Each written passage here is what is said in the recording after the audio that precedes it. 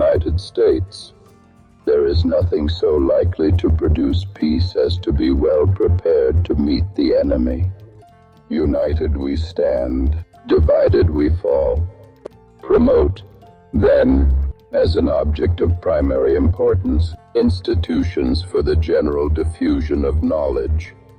No morn ever dawned more favorably than ours did, and no day was ever more clouded than the present. The foundations of our national policy must be laid in private morality. The propitious smiles of heaven can never be expected on a nation that disregards the eternal rules of order and right. The name of American, which belongs to you in your national capacity, must always exalt the just pride of patriotism, interwoven as is the love of liberty with every ligament of your hearts. No recommendation of mine is necessary to fortify or confirm the attachment. Our resources are ample, our finances sound, and our credit reestablished. Experience teaches us that it is much easier to prevent an enemy from posting themselves than it is to dislodge them after they have got possession.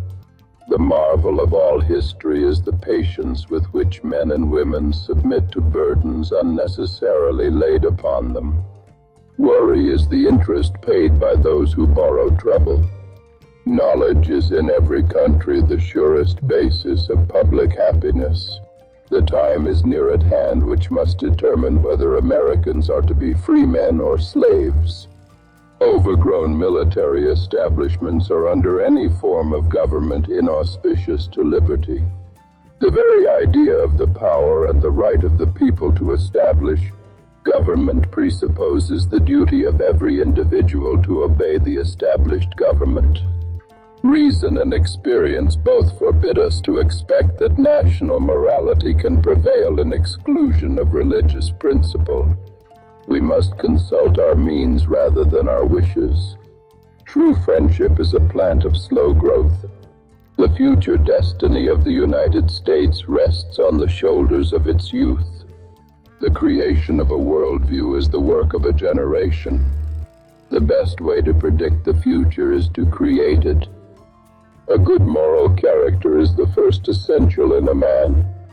Let us therefore animate and encourage each other, and show the whole world that a free man contending for liberty on his own ground is superior to any slavish mercenary on earth.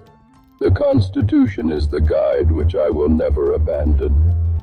It is substantially true that virtue or morality is a necessary spring of popular government. The value of money is to be determined by its purchasing power. Let us cross over the river and rest under the shade of the trees. Strive not with your superiors in argument, but always submit your judgment to others with modesty. Avoid occasions of expense, and avoid likewise the accumulation of debt. Religion and morality are indispensable supports.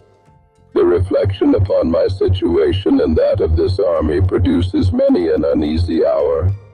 My station is new, and if I may use the expression, I walk on untrodden ground. I had rather be on my farm than emperor of the world. 'Tis our true policy to steer clear of permanent alliances with any portion of the foreign world.